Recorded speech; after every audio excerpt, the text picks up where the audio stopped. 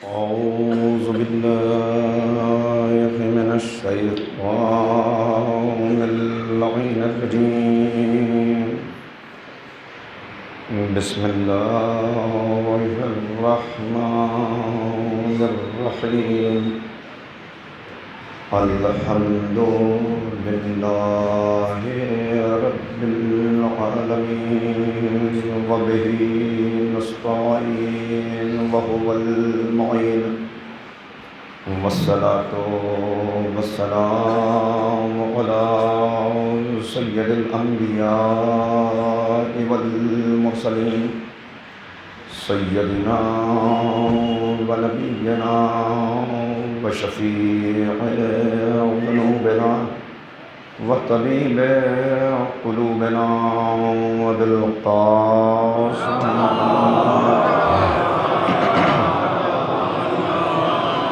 وآله الطيبين الطاهرين المعصومين المظلومين المنتخبين المنتجبين.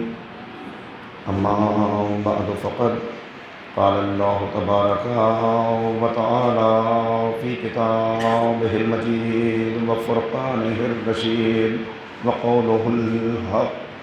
بسم الله الرحمن الرحيم. أحسب الناس أن يتركوا أن يقولوا آمنا وهم لا يفتنون لقد فتنا الذين من قبلهم صدق اللہ العلی العظیم.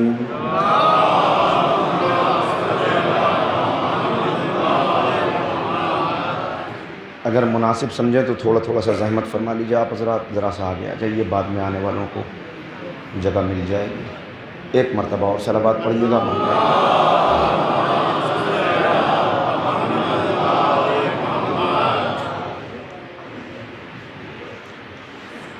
عشق اہل بیت کے تقاضے اور نصرت دین کے عنوان سے یہ فکر و بحث کا 8واں مرحلہ ہے.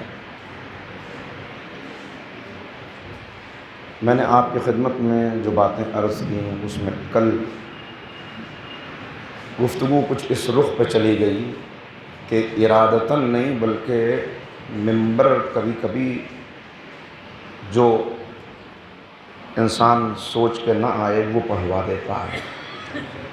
تو کل بھی کچھ یہی ہوا کہ میں جا رہا تھا کسی اور رخ پر، لیکن خیال آ گیا کہ پیغمبر اکرم کی مصیبتیں کیا ہیں، ان کی آزمائشیں کیا ہیں، ان کا کچھ ذکر کرتا چلوں، اور وہ تذکرہ کچھ ایسا آگے بڑھ گیا کہ پھر پلٹنے کا موقع نہیں مل سکا. اور واقعاً اگر آپ دیکھیں تو وہ اللہ کے بھیجے ہوئے انبیاء ہوں یا ائمہ ہدیٰ ہوں، سب نے اپنے دور میں سخت ترین آزمائشوں کا سامنا کیا، مصائب کا مقابلہ کیا، اور ہر مصیبت سے ثابت قدم گزرے. آج کی تاریخ میں تھوڑا سا موضوع آہستگی کے ساتھ آگے بڑھے گا، اس لیے کہ یہ تاریخ منسوب ہے سلسلہ عصمت کے 10ویں تاجدار، سلسلہ امامت کے 8ویں امام، کلنا محمد کے 8ویں محمد، اور اس سلسلے کے تیسرے علی امام علی رضا علیہ السلام.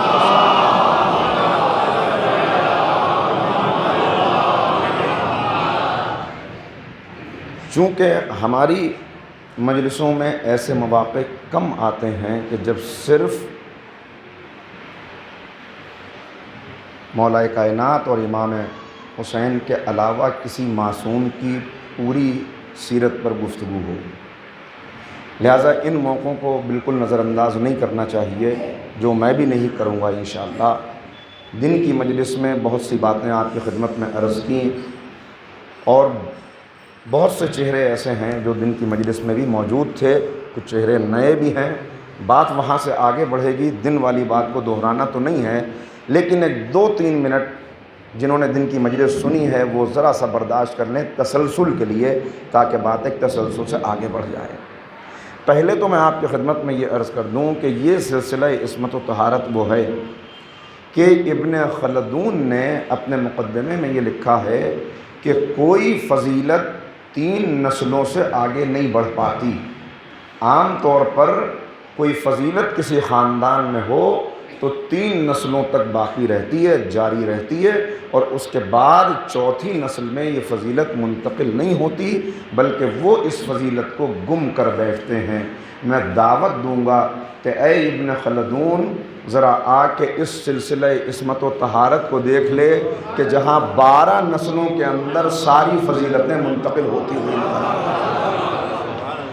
اور ایک بات آپ نے دیکھا ہوگا کہ کسی خاندان کے اندر اگر کوئی ایک شخصیت مشہور ہو جائے، معروف ہو جائے، تو پھر باقی شخصیات اس کی شہرت کے پیچھے گمنام ہو جاتی ہیں، ان کا تذکرہ نہیں ہوتا، بلکہ ایک خاندان کا ایک بزرگ 7 نسلوں تک اسی کی مثال دی جاتی ہے۔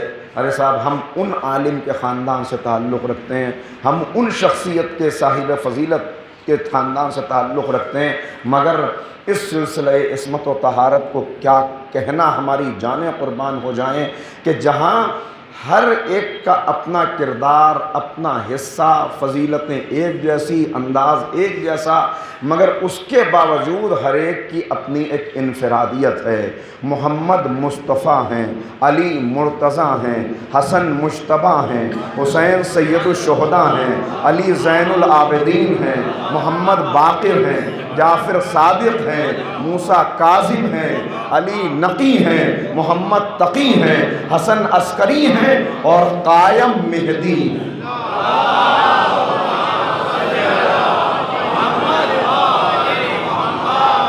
ایسا تاریخ میں ہر ایک نے اپنا حصہ عطا کیا ہے کہ باوجود اس کے سب محمد ہیں، باوجود اس کے سب علی ہیں، باوجود اس کے سب حسین ہیں، کردار میں کوئی فرق نہیں۔ میں نے عرض کیا کہ یہ کردار کا تسلسل ہے جو ہر دور کے اعتبار سے، حالات اور تقاضے کے اعتبار سے اپنے حالات کا مقابلہ کرتے ہوئے اپنے خدمات کچھ الگ پیش کرتا ہوا نظر آ سکتا ہے، اور حالات کے اعتبار سے طرز عمل ذرا سا مختلف ہو سکتا ہے، مگر سب کا مقصد ایک، کردار ایک، زبان ایک، بیان ایک، انداز ایک، مگر اس سب کے باوجود ہر ایک کا اپنا تشخص ہے، اپنا تشخص ہے۔ آپ نجف تشریف لے جاتے ہیں، اللہ سب کو زیارات سے مشرف فرمائے، بار بار جائیں جو جانے والے ہیں، جو گئے ہیں۔ اس دعا کی قبولیت کے لیے صلوات پڑھیے محمد و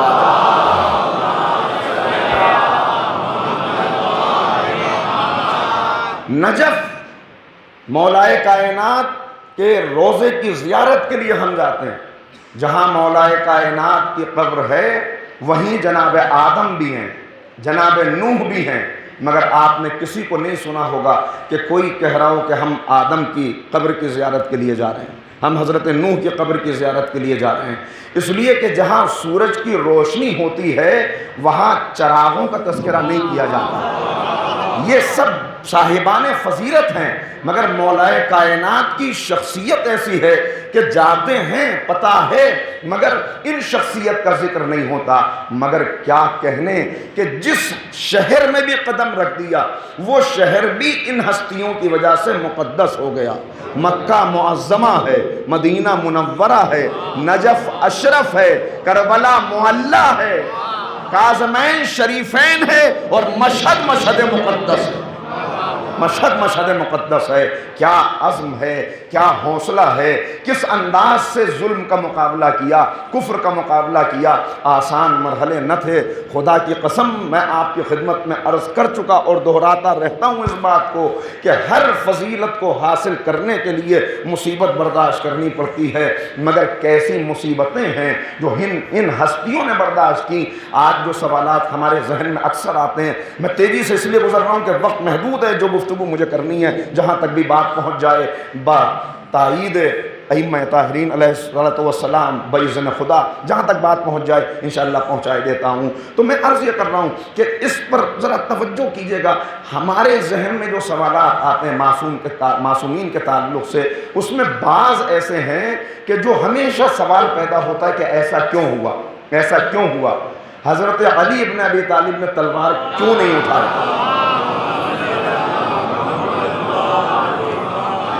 مولا علی نے کیوں تلوار نہیں اٹھائی؟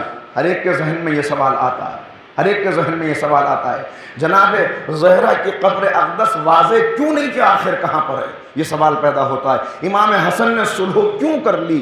امام حسن کے صلح کے اسباب کیا تھے؟ بالکل اسی طرح جب آٹھویں امام کا ذکر آتا ہے تو سوال آتا ہے کہ انہوں نے ولی عہدی کیوں قبول کر لی؟ چونکہ ہم معصومین کی معرفت کا حق نہیں ادا کر سکتے، ہم انہیں پہچانتے نہیں، لہذا بعض مرتبہ اپنی عقل کے مطابق سوچتے ہیں انہیں ولی عہد کیوں آخر بننا انہوں نے قبول کیا، نہ قبول کرتے تو کیا ہو جاتا؟ یہ الزام جو آ رہا ہے، یہ باتیں جو لوگ کر رہے ہیں، ان کو باتیں کرنے کا موقع نہ ملتا۔ مگر میں آپ کی خدمت میں عرض کروں، اصل ہے معصوم کے سامنے مقصد سب کا ایک ہے، مقصد ایک ہے اسلام کو بچانا، مقصد ایک ہے علوم آل محمد کی نشر و اشاعت کرنا، مقصد ایک ہے انبیاء کی محنتوں کو محفوظ کر دینا تاکہ وہ آنے والی نسلوں کو پریشانی نہ ہو، وہ تاریکی اور اندھیرے میں نہ رہ جائیں۔ یہ مقصد جب جس دور میں جس انداز سے پورا ہوتا ہے، جیسی مشیت الہی ہے اسی کے مطابق یہ عمل کرتے ہوئے نظر آتے ہیں۔ یہ وہ ہستیاں ہیں جو راہ عشق میں، آزمائش کی راہ میں، جن کی اپنی کوئی تمنا نہیں ہے، جن کا اپنا کوئی منشا نہیں ہے، ما تشاؤون الا ان یشاء اللہ، یہ تو بس وہ چاہتے ہیں جو اللہ چاہتا ہے۔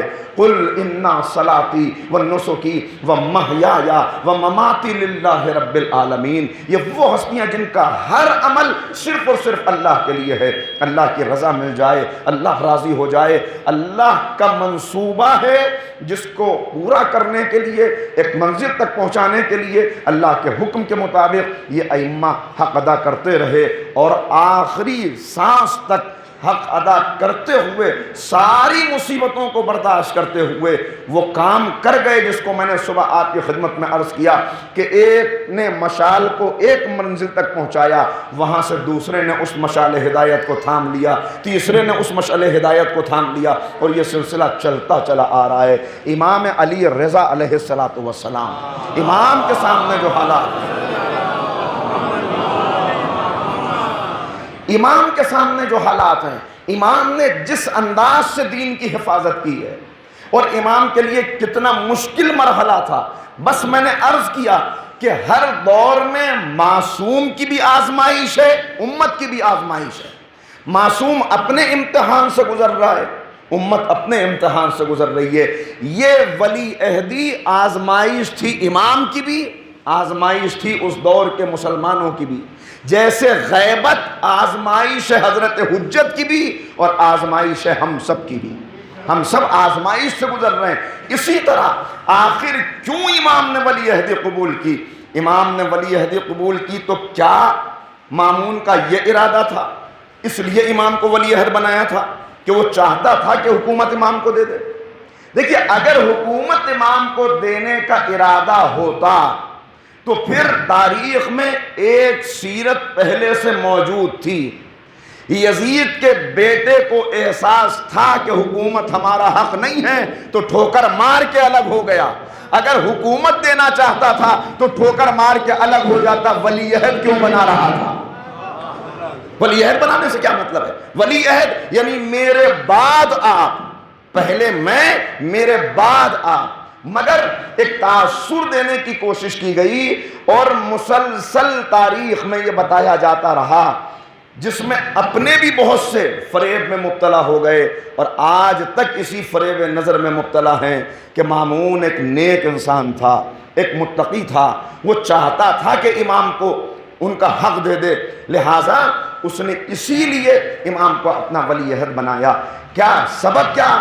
اب اس کے جو وہ وجوہات بیان کرتے ہیں، 2-3 جملوں میں سنا دوں کہ اس کا ثبوت یہ کہ وہ شیعہ تھا کہ وہ قرآن کو مخلوق مانتا تھا، جو سارے شیعوں کا عقیدہ، وہ مولائے کائنات کو خلیفہ بلا فصل مانتا تھا، جو اس دور میں سب کا عقیدہ، وہ فدق واپس کرنا چاہتا تھا، لہذا امام سے پوچھ رہا تھا کہ بتا دیجئے اس کی حدود کہاں تک ہیں تاکہ میں آپ کو واپس کر سکوں۔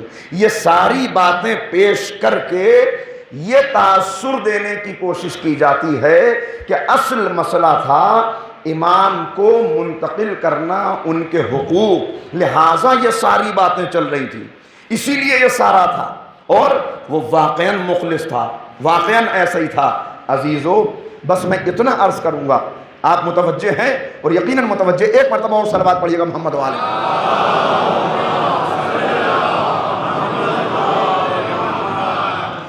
یہ ساری باتیں کہنے کے بعد جو یہ تاثر دینے کی کوشش کی جا رہی ہے کہ وہ دو ہی باتیں ہیں کہ جن کی بنا پر اپنے ہاتھ میں آئی ہوئی حکومت، غصب کیا ہوا کوئی مال اس کے حقدار تک پہنچایا جا سکتا ہے۔ ایک، انسان کو اس حکومت سے بے رغبتی ہو، کوئی دلچسپی نہ ہو۔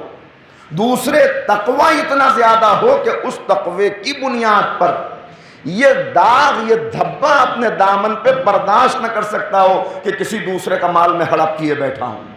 ان دونوں باتوں میں پرکھ کے دیکھ لیجئے، بات بالکل واضح ہو جائے گی کہ اصل مسئلہ کیا تھا۔ اگر تقوی کی بنیاد پر ایسا کرنا چاہتا تھا تو تقوی تلاش کر لیجئے، تاریخ میں آپ کو معلوم ہو جائے گا۔ دن میں نے واقعہ بیان کر دیا کہ جو حمید ابن قحطبہ جو اس سے ملنے کے لیے آیا اور جس نے آ کے کہا میں تم سے محبت کرتا ہوں، کہ محبت کا ثبوت دے، کہ اپنی جان قربان کر سکتا ہوں، اپنا مال قربان کر سکتا ہوں، اپنی اولاد قربان کر سکتا ہوں، کہ یہ سب نہیں چاہیے، کہ اپنا ایمان قربان کر سکتا ہوں، کہ اگر ایمان قربان کر سکتا ہے تو جا اولاد علی و فاطمہ میں سے کچھ قیدی ہیں ان کو قتل کر کے ان کے سروں کو کاٹ کے میرے پاس لا، تاکہ یہ ثابت ہو جائے کہ تو واقعی مجھ سے محبت کرتا ہے۔ اور میں نے آپ کی خدمت میں عرض کیا کہ چند لمحوں کے اندر، ایک ہی دن کے اندر، ایک ظالم نے 60 ایسے نیک اور متقی افراد کو شہید کر دیا کہ جو اولاد امام حسن، اولاد فاطمہ و علی میں سے تھے، اور ان کے سروں کو کاٹ کر ظالم کو یہ ثبوت فراہم کیا کہ ہاں میں تجھ سے محبت کرتا ہوں۔ بتائیے، جو ایسے اہل بیت کے چاہنے والوں کا خون بہاتا ہو، کیا اس سے تقوی کی کوئی امید کی جا سکتی ہے؟ تقوی، کیسا تقوی؟ اور کہا کہ حکومت سے بے رغبتی تھی۔ تو میں آپ سے سوال کرتا ہوں، کیا اگر کسی کو حکومت سے بے رغبتی ہو اور اس کا بھائی اس سے حکومت مانگ رہا ہو، تو جب مجھے کوئی دلچسپی نہیں تو میری طرف سے کوئی بھی لے، چلو تم ہی لے لو۔ مگر آپ تاریخ اٹھائیں، ہر ایک نے لکھا اس بات کو، یہ بات بالکل واضح ہے، جس نے حکومت کے لیے اپنے بھائی امین کو نہ صرف قتل کیا بلکہ اتنی نفرت کہ اس کے سر کو دارالامارہ پہ لٹکا کر رعایا کو یہ حکم دیا کہ اس کے منہ پر تھوکتے چلے جاؤ، کٹے ہوئے سر پر تھوکتے چلے جاؤ اور لعنت کرتے چلے جاؤ۔ جو حکومت کے لیے اپنے بھائی کو قتل کر دے، کیا وہ امام کو بلا کے حکومت دے سکتا ہے؟ دے سکتا ہے؟ پھر کیوں ولی عہد بنایا؟ اب سوال ہے کیوں ولی عہد بنایا؟ اسباب میں نے کچھ دن میں بیان کیے، اس وقت ان کو پھیلانے کا موقع نہیں۔ 2-3 جملوں میں، ایک، اس نے کیوں ولی عہد بنایا، دوسرے، امام نے کیوں ولی عہدی کو قبول کر لیا۔ بس ان دونوں باتوں کے پہلے جواب دیتا ہوں، پھر ذرا سی بات آگے بڑھے گی۔ ایک مرتبہ اور صلوات پڑھیے گا محمد والے۔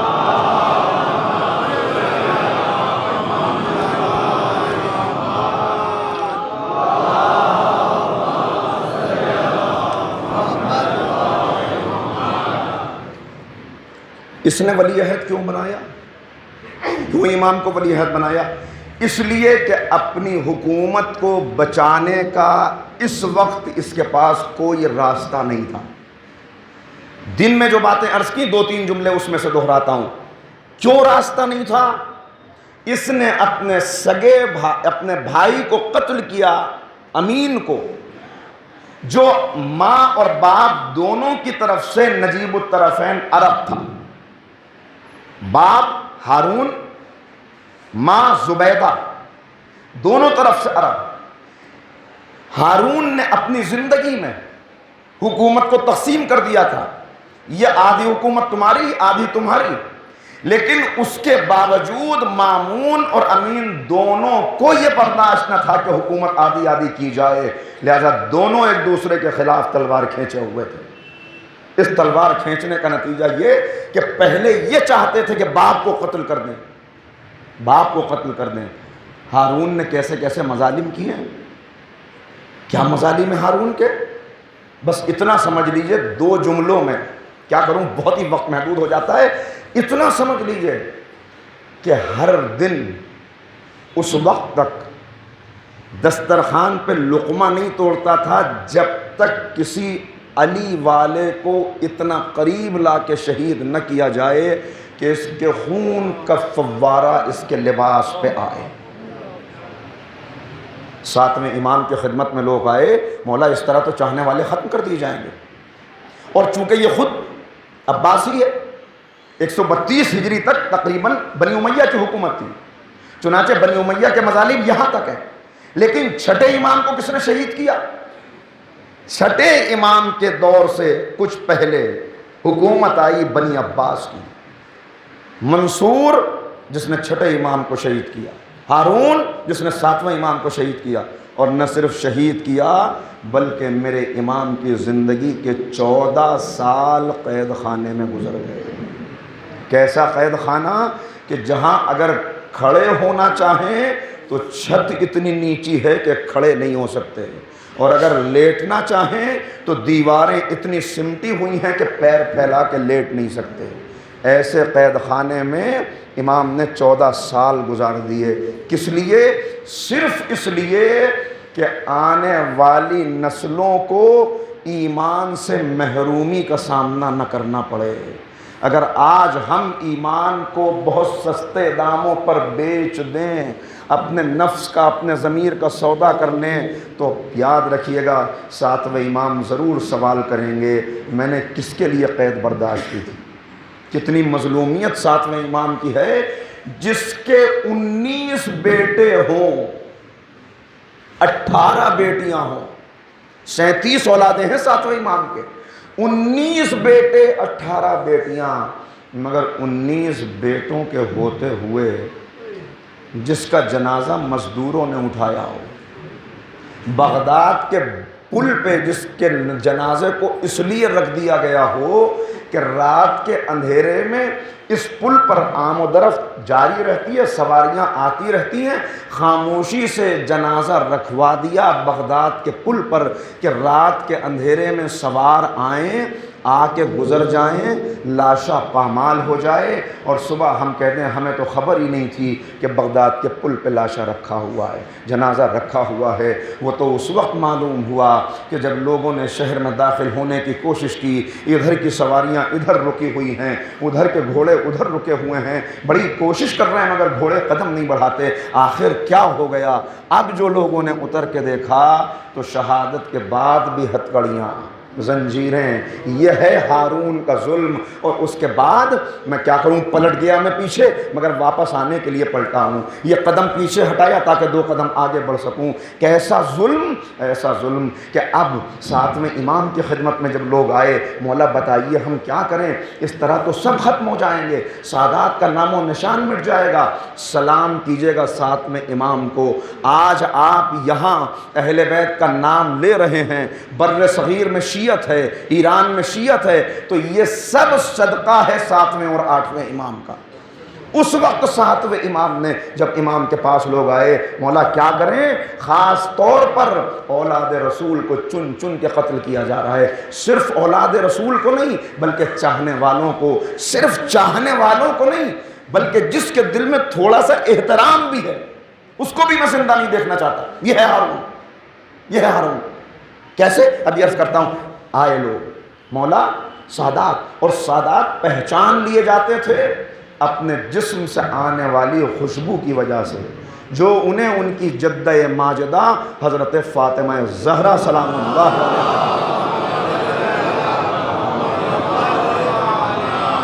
جب امام کی خدمت میں آنے والے آئے، سب سے پہلے امام نے اپنے ہاتھوں کو اٹھایا، اے معبود جو تحفہ تو نے ہماری جدہ کی طرف سے ہمیں دیا ہے، وقتی طور پر اس خوشبو کو واپس لے لے۔ خوشبو جسم سے واپس لے لی گئی تاکہ نسلیں باقی رہ سکیں۔ اور وقتی طور پہ میں نے کیوں کہا؟ اس لیے کہ روایات بتا رہی ہیں کہ جیسے ہی امام تشریف لائیں گے جو حقیقی سادات ہیں ان کے جسم کو خوشبو پھر لوٹا دی جائے گی، پھر لوٹا دی جائے گی۔ مگر یاد رکھیے جن کے رتبے ہیں سوا، ان کو سوا مشکل ہے، یہ میں عرض کر چکا۔ تو اب دوسرے امام نے حکم دیا منتشر ہو جاؤ، چلے جاؤ، ہجرت کرو، دوسرے ملکوں میں نکل جاؤ۔ یہاں شیعت پہنچی، ایران میں پہنچی، دوسرے علاقوں میں پہنچی، یہی دور ہے۔ اور ایران میں جو مضبوط اس وقت حکومت ہوئی وہ 8ویں امام کی وجہ سے۔ اب کیا عالم ہے؟ اچھا میں نے جو جملہ کہا اس کی وضاحت اور کر دوں۔ اب جب ہارون نے دیکھا کہ یہ اہل بیت کے چاہنے والوں کا قتل کم کیوں ہو گیا، کہاں چلے گئے، تعداد ان کی کم کیوں ہو رہی ہے، تو اپنے سپاہیوں پر سختی کی کہ آخر کہاں ہیں؟ تو سپاہیوں نے کہا کہ وہ روپوش ہو گئے ہیں، تقیے میں چلے گئے ہیں۔ کہا کہ اچھا کوئی بات نہیں، شاہ راہ پر بیٹھ جاؤ، چھپ کر بیٹھ جاؤ ادھر ادھر، اور زمین پر نام لکھ دو، علی، فاطمہ، حسن، حسین، اور چھپ کر بیٹھ جاؤ۔ آنے جانے والے لوگوں کو دیکھتے رہو، جو ان ناموں کو زمین پہ لکھا دیکھ کے اپنا قدم روک لے یا بچ کے نکلنے کی کوشش کرے، سمجھ لو اس کے دل میں یا ان کی محبت ہے یا ان کا احترام ہے۔ ہمیں نہ محبت والوں کی ضرورت ہے نہ احترام والوں کی ضرورت ہے، لے آؤ، تحقیق کرو۔ یہ ہے ہارون۔ اور اس کا نتیجہ کیا ہوا؟ اس کا نتیجہ یہ ہے کہ اپنی زندگی میں بدترین دور ہے جو اس نے دیکھا، اولاد دشمن ہے، بیٹے قتل کرنا چاہتے ہیں، اور اس کی تباہی کا سبب بنا وہ واقعہ کہ جب اس نے عیسیٰ جلوت کو بھیجا کہ جا مدینے کے اندر جا کے امام کو اس انداز سے گرفتار کر، اس انداز سے امام کو گرفتار کر کہ گھر کے اندر داخل ہو جانا، اندر جو کربلا میں ظلم ہوا، اور اپنے ہاتھوں سے سیدانیوں کے سروں سے چادریں اور زیورات اتار لینا، بس ایک لباس کے علاوہ کچھ نہ چھوڑنا۔ اب جب عیسیٰ جلوت آیا اور اس نے آ کے کہا، امام کے پاس آ کے کہا کہ مجھے بھیجا گیا ہے، مامور کیا گیا ہے، اس لیے میں داخل ہونا چاہتا ہوں۔ امام نے بس ایک مرتبہ رحمت کے رخ پہ جلال آیا۔ امام نے کہا تیری یہ مجال کہ تو میرے گھر میں داخل ہو؟ بس اب جو یہ انداز دیکھا تو سمجھ گیا کہ پھر ایک کربلا بپا ہو جائے گی، لہذا کہا اچھا میں اندر نہیں جاتا۔ امام نے کہا تو یہاں ٹھہر، میں خود لا کے سارا اسباب دے دیتا ہوں۔ یہ واقعہ ہے جو ہارون کی تباہی اور بربادی کا سبب بنا۔ اور اس کے بعد وقت آگے بڑھا، بیٹے دشمن ہیں، حکومتیں تقسیم ہو گئی، ایک بیٹے نے دوسرے بیٹے کو قتل کر دیا، ہارون دنیا سے جا چکا ہے۔ اب اس قتل کے نتیجے میں اب سنیے کیوں بنایا ہارون مامون نے، کیوں ولی عہد بنایا۔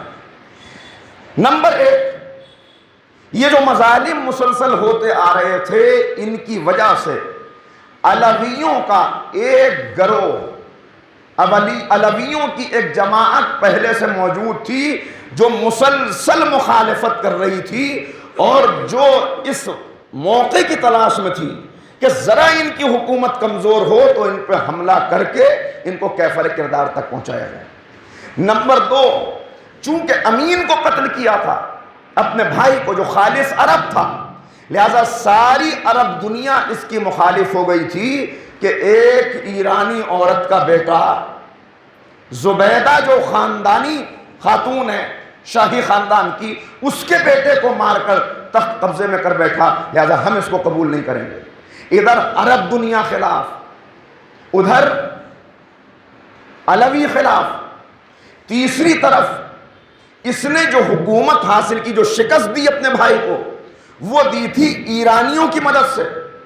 اس کے دربار میں ایرانیوں کی تعداد زیادہ تھی، انہوں نے ایرانیوں کو ہموار کیا، چونکہ اس کی ماں ایرانی تھی، لہٰذا اب ان ایرانیوں کو بھی خوش کرنا تھا کہ دیکھو ٹھیک ہے، تم ہو، تم نے مجھ پہ احسان کیا، میں بھی تم پر احسان کر رہا ہوں، چونکہ تمہارا جھکاؤ ہے اہل بیت کی طرف، تو میں اہل بیت کی ایک فرد کو اپنا ولی عہد بنائے دیتا ہوں۔ یہ اسباب میں سے 3 اسباب، 2 اسباب بہت سے ہیں لیکن وقت نہیں ہے، 2 سبب اور سن لیجئے۔ چونکہ سب اس بات کو جانتے تھے کہ اہل بیت ملک کے حریص نہیں ہیں، اہل بیت کی نظر میں حکومت کی کوئی قیمت نہیں ہے۔ وہ اگر حکومت چاہتے ہیں تو صرف اس لیے کہ امت کو حقیقی معنوں میں قرآنی امت بنایا جا سکے، قرآنی معاشرہ بنایا جا سکے۔ اور یہ بات مامون جانتا تھا کہ اس اثر کو توڑنے کا بس ایک طریقہ ہے کہ میں ان کو ولی عہد بنا دوں اور اس کے بعد سب میں یہ شہرت کر دوں کہ دیکھو جیسے ہر ایک کو ملک کی چاہت ہے، حکومت کی چاہت ہے، انہیں بھی حکومت کی چاہت ہے۔ تم ان کو بڑا متقی سمجھتے ہو، بڑا پارسا سمجھتے ہو، مگر دیکھو میں نے ولی عہدی دی تو انہوں نے ولی عہدی قبول کر لی۔ یہ ولی عہدی کیوں قبول کرتے اگر ان کو حکومت کی چاہت نہ ہوتی؟ پانچواں سبب، امام ہر وقت آنکھوں کے سامنے رہیں تاکہ امام کے جو چاہنے والے امام پر جان دینے کا جذبہ رکھتے ہیں ان کا امام سے رشتہ کٹ جائے، یا کم سے کم اگر وہ امام سے ملیں تو ہمیں مخبر آ کے بتا دیں اور کوئی نہ کوئی بہانہ بنا کر ان کو گرفتار کر کے تہہ تیغ کر دیں۔ یہ 5 اسباب تھے جن کی بنا پر مجبور تھا کہ امام کو ولی عہد بنائے۔ اب کوئی راستہ نہیں، ان کو ولی عہد بنا کر علویوں کو خاموش کرنا تھا کہ تم اپنی تحریکیں ختم کر دو۔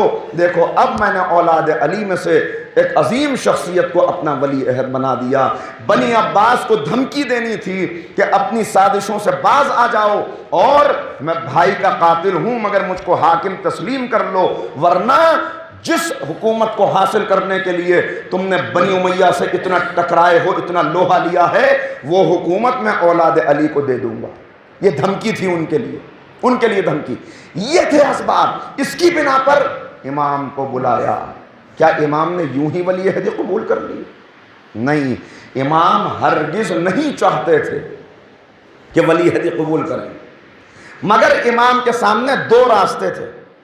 دن میں عرض کر چکا ہوں، دہرانے کی ضرورت نہیں، یا شہادت یا ولی عہدی، شہادت یا ولی عہدی، تیسرا کوئی راستہ نہیں۔ آپ کو قتل کروں گا، سارے چاہنے والوں کو قتل کروں گا، یا ولی عہدی قبول کر لیجیے۔ شہادت اس گھرانے کی میراث ہے، مگر اہل بیت کبھی بے اثر شہادت قبول نہیں کرتے۔ شہادت ہو، کب ہو، کیسے ہو، اس کا نتیجہ کیا نکلے، یہ ساری باتیں جب بالکل حالات کے مطابق ہوگی تب شہادت قبول کریں گے۔ تم مدینے میں قتل کرنے کی کوشش کرو گے، حسین مدینے میں شہید ہو جائیں تو ملت کی بیداری کے وہ اسباب نہیں فراہم ہوں گے، لہٰذا ہم اپنے مقتل کا انتخاب خود کریں گے۔ تم مدینے میں قتل کرنا چاہتے ہو، ہم مدینے سے نکل کے کربلا پہنچیں گے تاکہ کربلا کربلائے معلیٰ بن جائے اور ہمیشہ کے لیے کربلا اہل حق کی ہدایت کرتا رہے، روشنی پھیلتی رہے۔ ہم انتخاب کریں گے، ہمیں معلوم ہے کہاں جانا ہے۔ اسی طرح امام کے سامنے 2 راستے ہیں، یا ولی عہدی یا شہادت۔ اس وقت کی شہادت بے اثر شہادت ہے۔ اگر اس وقت شہادت ہو گئی، علوم آل محمد ختم ہو جائیں گے، قوم کو تباہ و برباد ہونے سے کوئی بچا نہیں سکے گا۔ لہٰذا ابھی مشیت الہی نہیں ہے کہ یہاں پہ شہید ہو جائیں، تو اب کیا کریں؟ علوم آل محمد کی حفاظت کے لیے ولی عہدی کو قبول کر لیا۔ روئے ہیں مولا ولی عہدی کو قبول کر کے۔ 2 مہینے گزر گئے، 2 مہینے تک مسلسل مامون اصرار کرتا تھا اور امام انکار کرتے تھے کہ مجھے ولی عہدی قبول نہیں کرنی، مجھے نہیں چاہیے۔ اور جب 2 مہینے کے بعد بھی جب بالکل دیکھ لیا امام نے کہ اب حجت تمام ہو چکی، اب کوئی راستہ نہیں ہے سوائے ولی عہدی کے قبول کرنے کے، تو امام نے اسی وقت یہ جملہ کہا، مجھے ولی عہد بنا رہا ہے، میں اچھی طرح جانتا ہوں یہ حکومت مجھ تک پہنچے گی نہیں، کیونکہ تجھ سے پہلے میں اپنے معبود سے جان لوں گا۔ واضح کر دیا۔ ایک قولی انکار ہوتا ہے، ایک فعلی انکار ہوتا ہے۔ امام نے قولی انکار بھی کیا، نہیں چاہیے نہیں چاہیے، اور فعلی انکار جب بہت بڑا جلسہ منعقد کیا گیا کہ امام کی تاج پوشی ہوگی، میں اپنے ولی عہد کا تعارف کراؤں گا، اور جب اس نے لوگوں کو بتایا بہت بڑا جلسہ منعقد کر کے کہ میں ان کو ولی عہد بنا رہا ہوں، تو امام اس کا شکریہ ادا کیے بغیر دربار سے نکل گئے۔ گویا یہ پیغام تھا کہ سمجھنے والے سمجھ جائیں یہ ولی عہدی میں نے اپنی رضا سے اپنی مرضی سے قبول نہیں کی، بلکہ کوئی اور راستہ نہیں تھا، اس لیے اس ولی عہدی کو قبول کیا۔ یہ امام کا پیغام۔ بعد میں آنے والے پوچھ رہے ہیں، میں نے عرض کیا تھا دن میں بھی جواب اس کا عرض کیا تھا، وہ جواب نہیں، اب دوسرا، چونکہ امام نے 2-3 جواب اس کے دیے ہیں، لہذا دوسرا تیسرا جواب۔ آنے والے نے کہا مولا یہ بتائیے، یعنی جو جملے اس نے کہے گستاخی بھرے وہ میں نہیں دہرا رہا، بھائی اتنا کہا کہ آپ کے جد علی نے، حضرت علی مرتضیٰ علیہ السلام نے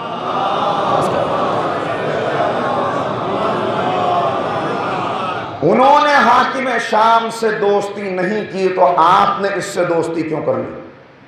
آپ نے اس سے دوستی کیوں کر لی؟ اب جو معصومین نے اس کے جواب دیے اس کو اپنے الفاظ میں سنا دوں کہ دونوں کا فرق سمجھو، دونوں کا فرق سمجھو۔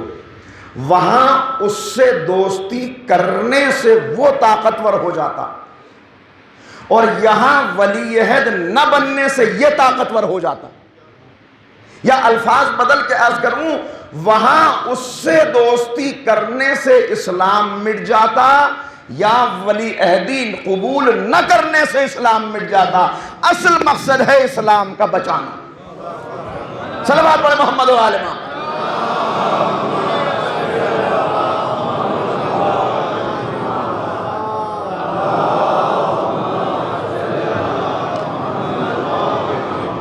اصل مقصد ہے اسلام کی حفاظت کرنا، جیسے چاہے حفاظت ہو۔ اور معصومین کی سیرت میں اس کا جواب ایک جملے میں اور عرض کر دوں اگر آپ گھبرائے نہ ہو تو۔ امام موسیٰ کاظم علیہ السلام 2 صحابی امام کے،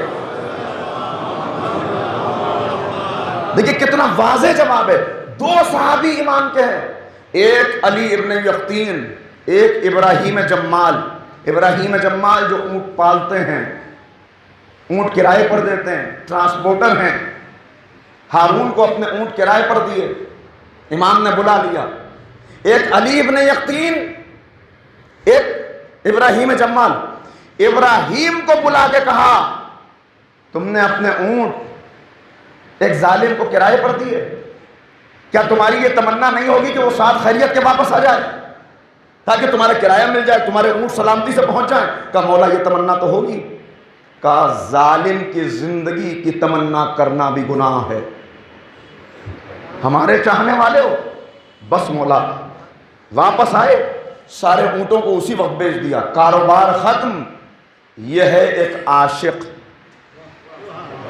یہ ہے ایک عاشق۔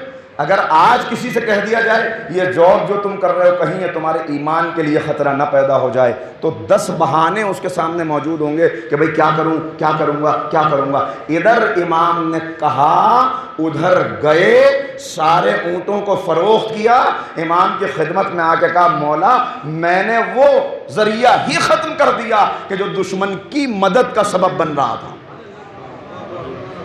یہ ہے عاشق۔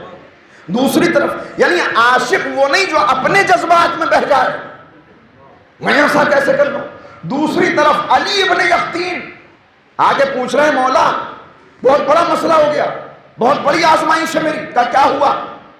کہ مجھے وزیر اعظم بنانا چاہتا ہے۔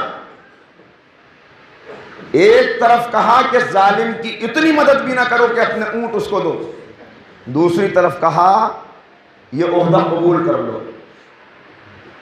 مولا اسے تو اونٹ دینے سے روک دیا، اس سے کہہ رہے ہیں کہ وزیر اعظم بن جاؤ۔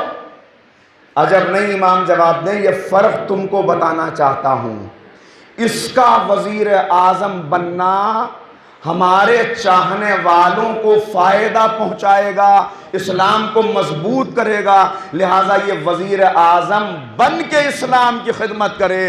اس کا اونٹوں کو بیچنا اسلام کو فائدہ پہنچائے گا، لہٰذا یہ اونٹوں کو بیچ کے اسلام کی خدمت کرے۔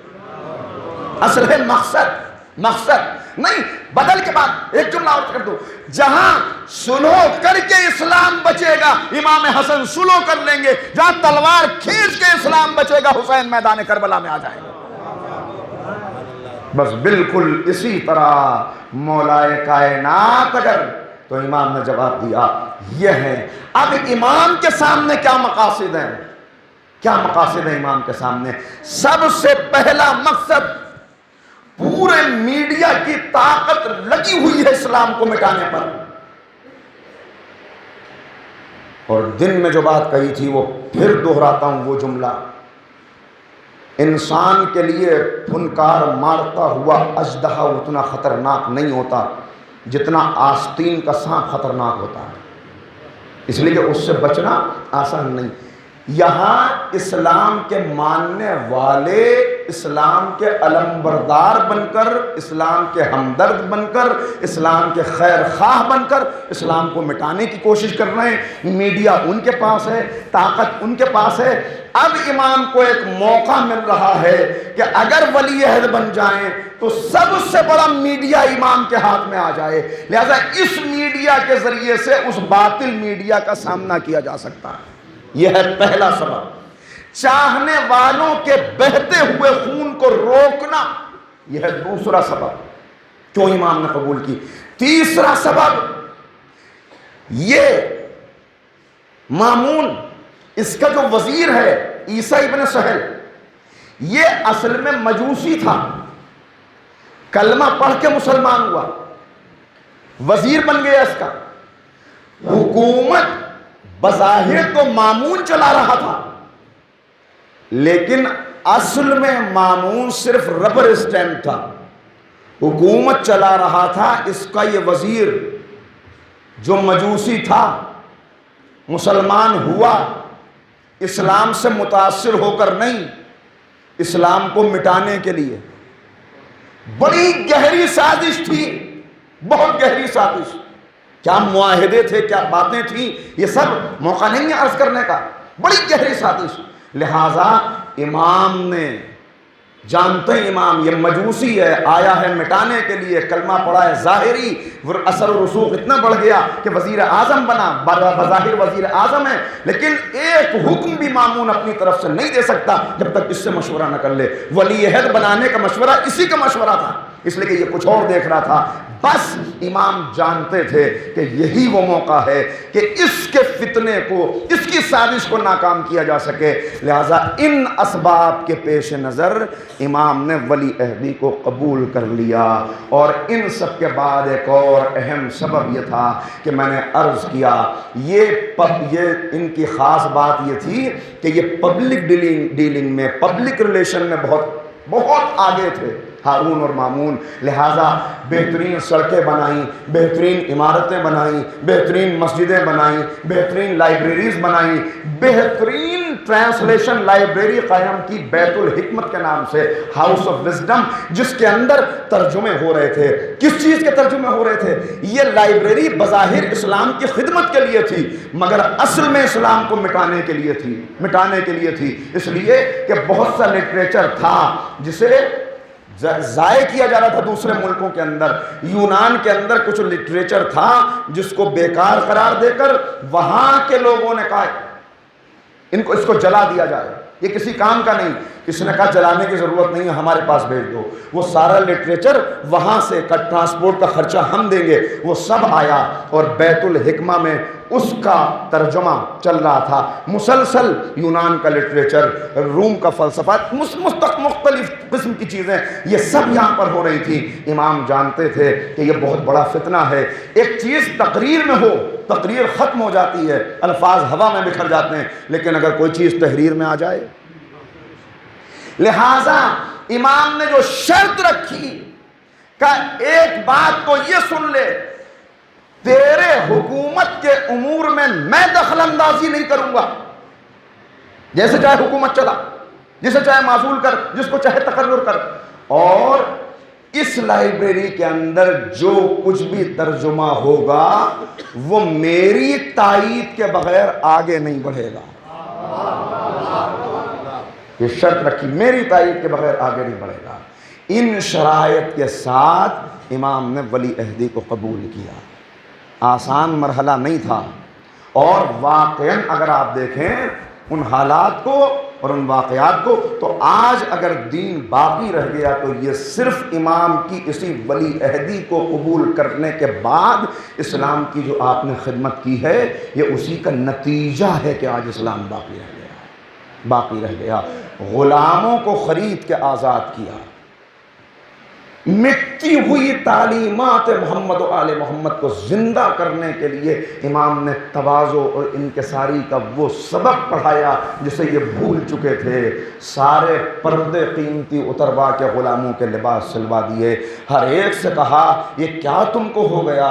غلامی، اسلام غلامی کو ختم کرنے کے لیے آیا تھا. پیغمبر نے غلامی کو ختم کرنے کے لیے اتنی کوششیں کی، اور تم غلامی کو عروج دے رہے ہو، ترقی دے رہے ہو. کہا اسلام کے اندر گورے اور کالے میں کوئی فرق نہیں ہے، امیر اور غریب میں کوئی فرق نہیں ہے. لہٰذا جب بھی دسترخوان لگے گا ہر آقا کے پہلو میں اس کا غلام بیٹھ کے کھانا کھائے گا.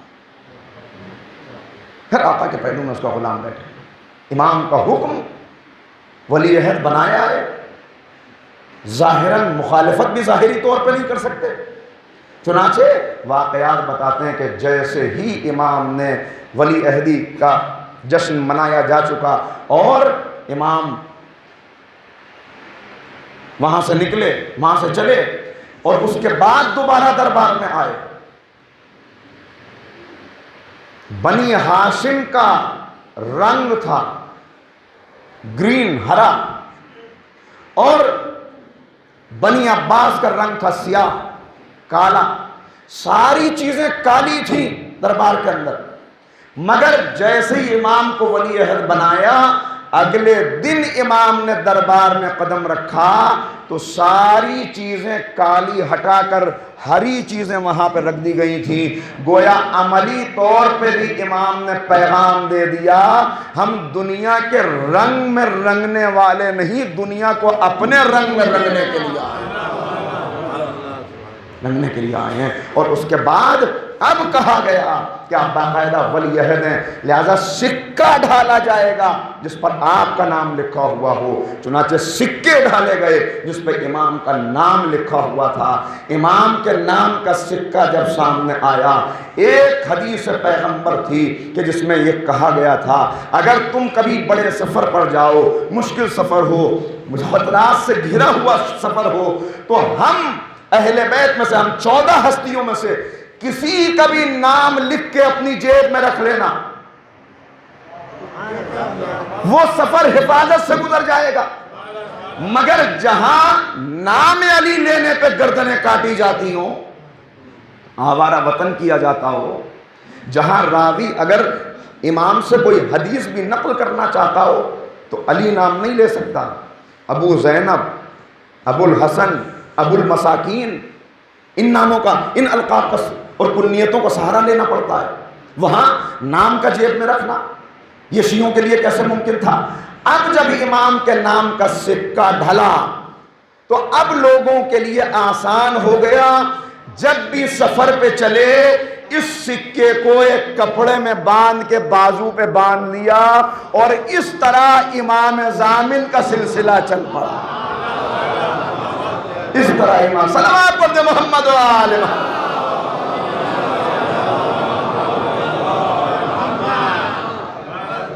امام ضامن آہو تو تھے ہی، مگر اب اس حدیث پہ عمل کرنے کا موقع ملا. یہ سکہ اور سکوں میں مل نہ جائے، لہذا کپڑے میں باندھ کر اس کو بازو پہ باندھا یا جیب میں رکھا، اور اسے امام ضامن کہا جانے لگا. یہ حالات اور اب امام نے آہستہ آہستہ، میں نے دن میں عرض کیا تھا، 2-3 جملوں میں نئے سننے والوں کے لیے دہراتا ہوں اس بات کو کہ کتنے چیلنجز امام کے سامنے تھے۔ ایک طرف یہ ظالم حکومت ہے، دوسری طرف وہ بے شعور لوگ ہیں کہ جنہیں معلوم ہی نہیں، جو فرق ہی نہیں جانتے کہ یہ جانشین رسول ہیں یا یہ جانشین رسول ہیں، جو تعلیمات کو بالکل بھول چکے ہیں۔ ان کے شعور کو بیدار کرنا، ان کی سازشوں کو ناکام کرنا، اور جو فرقے اسلام میں وجود میں آ چکے ہیں، زیدیہ فرقے کے کچھ باقیات ابھی موجود ہیں، اسماعیلی فرقے کے افراد ابھی موجود ہیں، اور نیا فرقہ جسے فرقہ ممتورہ کہا گیا، وہ فرقہ جس کے لیے دن میں عرض کیا، اب اس بات کو دہرانا نہیں، آپ تقریر سن لیجئے گا کہ وہ فرقہ کیسے وجود میں آیا۔ واقفیہ جو امام ہی کے دور میں وجود میں آئے، ان سارے فرقوں کا بھی مقابلہ کرنا ہے کہ یہ فرقہ بندی کسی طرح ختم ہو جائے۔ وہ جو فلسفہ آ رہا ہے یونان کا، ان کا بھی مقابلہ کرنا ہے۔ اور دوسری طرف سب سے بڑا مقابلہ، اللہ اکبر، کیسے عرض کروں، وقت بہت کم ہو جا رہا ہے، لیکن آج کی حد تک اگر آپ مجھے 10 منٹ کی اجازت اور دے دیں۔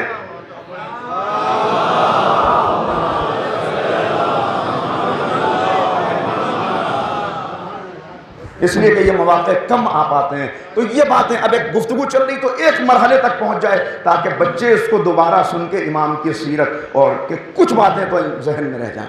اس سے ان سب سے زیادہ اللہ اکبر، آپ دیکھیں آج تک کتنی سازشیں ہیں، کتنے پردے ڈالے گئے، مگر ان سب سے بڑھ کے ایک مسئلہ اور تھا کہ مامون نے اپنے لیے یہ مشہور کرایا تھا کہ میں علم دوست ہوں، اور علم اس کے پاس علم رکھتا بھی تھا۔ اس کی تحریریں اگر دیکھی جائیں تو جاہل نہیں تھا، لیکن اتنا عرض کر دوں، انسان کی نجات کے لیے صرف علم کافی نہیں ہے۔ علم تو شمر کو بھی تھا، ابن زیاد بھی عالم تھا، جاہل نہیں تھا، لیکن علم انسان، ارے نہیں، ان سب چیزوں کو چھوڑ دیجئے، کیا شیطان عالم نہیں تھا؟ شیطان عالم نہیں تھا، جاہل تھا۔ علم، جب تک علم کے ساتھ عمل نہ ہو، علم کے ساتھ ہدایت نہ ہو، یہ علم انسان کی نجات کی ضمانت نہیں بن سکتا۔ اسی لیے نہج البلاغہ میں مولا کا جملہ موجود ہے، صلوات پڑھ دیجئے تو عرض کرتا ہوں محمد و آل محمد۔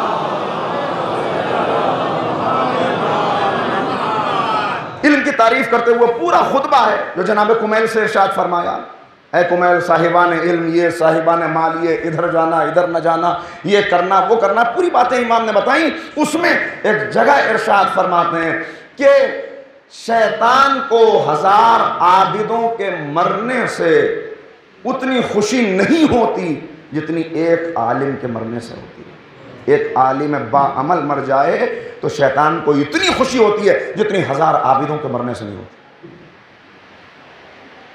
کیوں ایسا؟ اب اس پہ تو پوری بات ہو سکتی ہے، مگر میں صرف اتنا عرض کر دوں، شاید اس لیے کہ 1000 عابد مل کے بھی ایک عالم نہیں پیدا کر سکتے، اور اگر ایک عالم با عمل ہو تو لاکھوں عابد پیدا کر سکتا ہے۔ اگر ایک عالم با عمل ہو لاکھوں عابد پیدا کر سکتا ہے، اور عالم جب ایک عام عالم کی شان یہ ہے تو امام کا تو لقب ہی ہے عالم آل محمد۔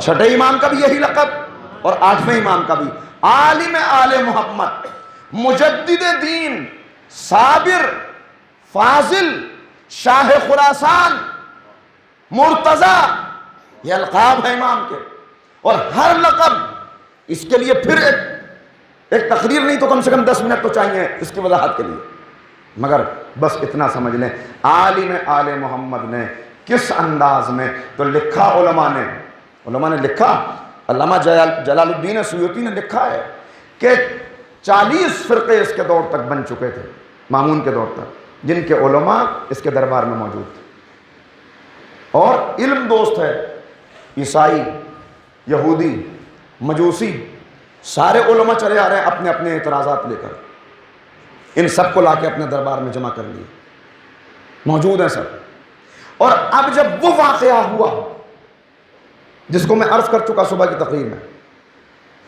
اور جس کو آپ سنتے ہیں مصائب کی منزلوں میں، کہ لوگوں کو یہ بتانے کے لیے کہ یہ ہمارے ہی ہیں اور ہمارے ہم نوا ہیں، امام سے کہا کہ آپ جا کے عید کی نماز پڑھائیے، اور امام عید کی نماز پڑھانے کے لیے نکلے، اور پھر ادھر امام کی تکبیر تھی، ادھر ایسا محسوس ہوتا تھا کہ کائنات کے ذرے ذرے سے تکبیر کی آواز آ رہی ہے، ہر طرف سے تکبیر کی آواز تھی۔ برہنہ پا امام نکلے، اللہ اکبر کہتے ہوئے، جن سپاہیوں کو نگراں بنایا تھا ان سپاہیوں نے جب یہ شان دیکھی اور اس انداز سے امام کو آتے ہوئے دیکھا، اپنی اپنی سواریوں سے اتر پڑے، اپنے لباس سے خنجر نکال کر اپنے جوتوں کے تسمے کاٹ دیے اور اپنے جوتے اتار کے پھینک دیے، اور امام کے پیچھے پیچھے برہنہ پا چلنے لگے۔ سارا شہر امام کے ساتھ جا رہا ہے۔ اب حکم دیا کہ نہیں، اگر اس وقت پہنچ گئے انقلاب آ جائے گا، واپس بلاؤ۔ امام کو واپس بلا لیا گیا، مگر اب یہ خلش پیدا ہو گئی کہ یہ ہم سے غلطی ہو گئی، یہ ہم سے غلطی ہو گئی، اب کیسے اس غلطی کا ازالہ کیا جائے، کیسے ان کے در سے ہٹایا جائے۔ بس یہ آخری بات ہے جو عرض کر رہا ہوں، باتیں تو بہت ہیں، یقین جانیے ایک اشرہ کم سے کم چاہیے امام کا بیان کرنے کے، امام کا بیان کرنے کے۔ ارے امام کے غلاموں اور امام کے تربیت کیے ہوئے امام کے شاگرد، ان کی قربانیاں بیان کی جائیں تو اس کے لیے بھی کئی تقریریں چاہیے، اس کے لیے بھی کئی۔ یہ تو امام کا ہے کہ جو میں نے عرض کیا کہ امام کا، اور بات آئیے تو یاد آ گیا، ایک عرض کر دوں، امام کا ایک ماشکی ہے، ماشکی سقا پانی بھر کے لاتا ہے امام کی خدمت میں، ان کا نام ہے معروف کرخی۔ مامون نے، بعض نے اس واقعے کو ہارون سے بھی منسوب کیا ہے، لیکن مامون کے لیے زیادہ علماء، مامون نے بلایا اس کو اور بلا کے کہا کہ میں سفر پہ جا رہا ہوں اور دریا کا سفر ہے، اور اکثر دریا میں طوفان اٹھاتا ہے، لہٰذا تو امام کے پاس رہتا ہے، قریبی ہے امام کا، کوئی اسم اعظم ہو، امام نے تجھے ضرور بتایا ہوگا تو مجھے دے دے تاکہ میرا سفر آسانی سے گزر جائے۔ اس نے کہا ٹھیک ہے۔ انہوں نے، معروف کرخی نے کچھ لکھا اور لکھ کے اس کو دے دیا کہ اس کو سنبھال کے رکھ لو۔ اس نے اس کو جیب میں رکھا، چلا، راستے میں اتفاق سے طوفان آ گیا، بس اس نے اسی کو نکالا، لہریں تھم گئی، بحفاظت پہنچ گیا۔ اب دل میں یہ پیدا ہوا کہ دیکھوں لکھا کیا ہے، لکھا کیا ہے۔ اب جو نکالا تو اس میں جملہ لکھا تھا کہ پروردگار اس کو نجات دے بحق معروف کرخی، بحق معروف کرخی۔ بڑا غصہ آیا، اس کی یہ مجال، ایک معمولی انسان یہ لکھ کے دے دیا مجھ کو، جاتے ہی اس کو سزا دوں گا۔ واپس آیا، بلوا لیا معروف کو، کہا یہ کیا لکھ کے دیا تھا؟ کہا یہ مت پوچھ کیا لکھ کے دیا تھا، یہ بتا طوفان آیا تھا کہ نہیں؟ طوفان آیا تھا؟ پھر اس کے بعد کیا ہوا؟ طوفان تھما؟ کہا تھما تو صحیح۔ کہا پھر مجھ کو کیوں سزا دیتا ہے، مجھے کس بات کی سزا دیتا ہے؟ کہا یہ تو نے کیوں لکھ کے دیا، میں نے تو اسم اعظم کہا تھا۔ اب جو جواب دیا ہے، یہ ہے مولا کے چاہنے والے، یہ ہے سچے عاشق۔ کہا سن، میں مولا کا ایک چھوٹا سا خادم ہوں، مگر جب میں مولا کے در پہ حاضر ہوتا ہوں، دن میں کئی مرتبہ مولا مجھے پکارتے ہیں، معروف کرخی ادھر آؤ، معروف کرخی یہ کر دو، معروف کرخی یہ کر دو۔ تو مجھے یقین ہے کہ جو نام دن میں کئی مرتبہ معصوم کی زبان پہ آتا ہے، کیا تجھ جیسوں کو نجات نہیں دے سکتا؟ جو نام امام کی زبان پہ آتا ہے، تجھ جیسوں کو نجات نہیں دے سکتا۔ یہ ہے چاہنے، یہ غلام۔ اب بات یاد آ گئی تھی تو میں نے عرض کر دی، تو غلاموں کی تربیت، شاگردوں کی تربیت، ان سب کے لیے ایک ایک تقریر چاہیے، سب کے لیے۔ مگر آج بس اتنا سن لیجئے کہ اب جب دیکھ لیا کہ بہت بڑا خطرہ ہے، تو اب کہا کیسے ان کو نیچا دکھایا جائے۔ بس یہیں پہ میری تقریر رک جائے گی، کیسے نیچا دکھایا جائے۔ مشورہ ہوا، کہا امام کو اطلاع نہ ہونے دو، اور بہت خاموشی کے ساتھ ایک عظیم الشان مناظرہ رکھو، امام کو پتہ نہ چلے۔ یہ وہ مناظرہ ہے جس کا میں ذکر کر رہا ہوں کہ اس کا ذکر شبلی نعمانی نے بھی کیا، مولانا ابوالکلام نے بھی کیا۔ یہ الگ بات ہے کہ امام کے علم کا اعتراف تو سب کرتے ہیں، مگر اعتراف کرنے کے باوجود، چونکہ وہ جذبہ کہاں سے لائیں، اعتراف کرنے کے باوجود جب قلم اٹھتا ہے تو الرضا نہیں لکھتے، المامون لکھتے ہیں۔ بلائے کہا کہ امام کو اطلاع نہ ہونے پائے، خاموشی کے ساتھ، پھر اچانک ان کو کہیں گے کہ چلیے دربار میں، علماء موجود ہیں، سب علماء کو مدعو کیا گیا، امام کو خبر نہ ہو، اچانک بلائیں گے، سامنا ہوگا۔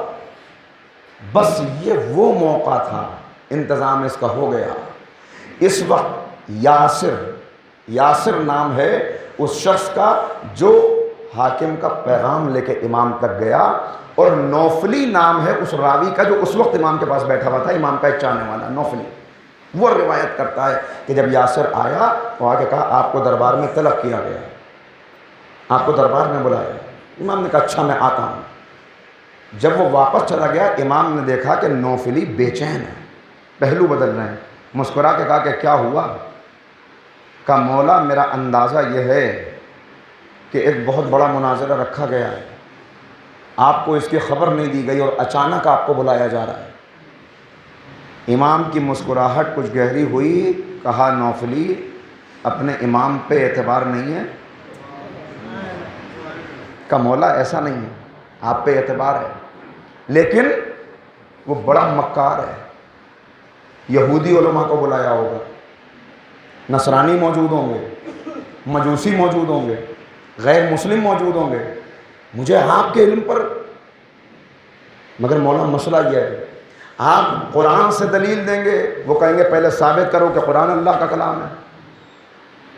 آپ اللہ کی بات کریں گے تو دہریے موجود ہیں، وہ کہیں گے پہلے اللہ کو اللہ ثابت کرو، ہم تو مانتے نہیں۔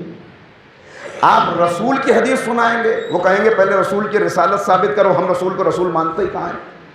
لہٰذا یہ مسئلہ، اس لیے میں پریشان ہوں، میں اس لیے پریشان ہوں۔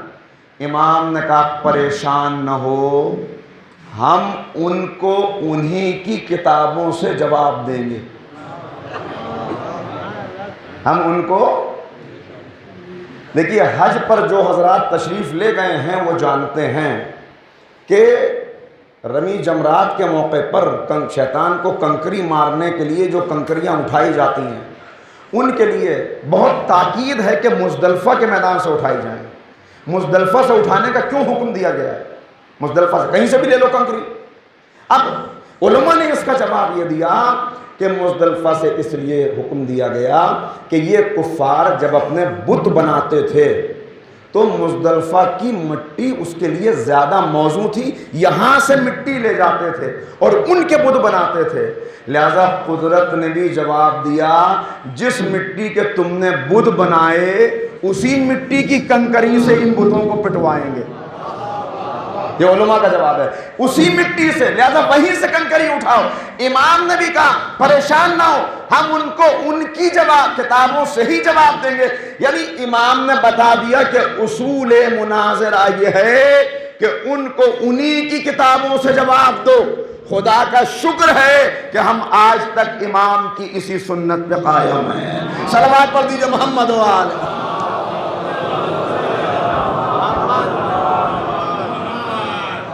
اور اب جب امام نے دربار میں قدم رکھا، ایک نگاہ غلط دربار پہ ڈالی اور اس کے بعد کہا بتاؤ پہلا سوال تم کرو گے کہ میں کروں؟ کہا آپ ہی پہلا سوال کیجئے، آپ پہلا سوال۔ امام نے کہا تم پہلا سوال۔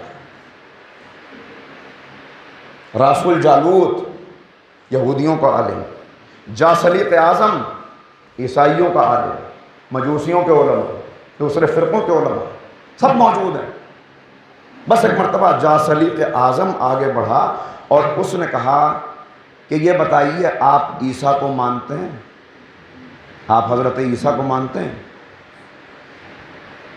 اب اس سے پہلے بھی یہ سوال کئی اماموں کے دور میں کئی لوگوں سے ہو چکا، اور ہوتا کیا تھا کہ آپ عیسیٰ کو مانتے ہیں؟ تو اب ہر مسلمان کہے گا کہ مانتے ہیں، تو فوراً پلٹ کے یہ کہتا تھا آپ ہمارے عیسیٰ کو مانتے ہیں، ہم محمد کو مانتے نہیں، ہم آپ کے رسول کو نہیں مانتے، آپ عیسیٰ کو مانتے ہیں، تو میرے عیسیٰ میرے نزدیک بھی ثابت، آپ کے نزدیک بھی ثابت، آپ کے نبی، لہذا ان کی عظمت کم ہو گئی۔ وہی سوال امام سے کیا، جب امام نے کہا تم پہلے سوال کرو، تو پہلا سوال کیا آپ عیسیٰ کو مانتے ہیں؟ امام نے کہا ہاں میں اس عیسیٰ کو مانتا ہوں جس نے محمد الرسول اللہ کے آنے کی خبر دی ہے، میں اس عیسیٰ کو مانتا ہوں جس نے نبی آخر کے آنے کی خبر دی ہے۔ مبہوت ہو گیا، کیا جواب دے، کیا کہے؟ اور اب امام نے گفتگو شروع کی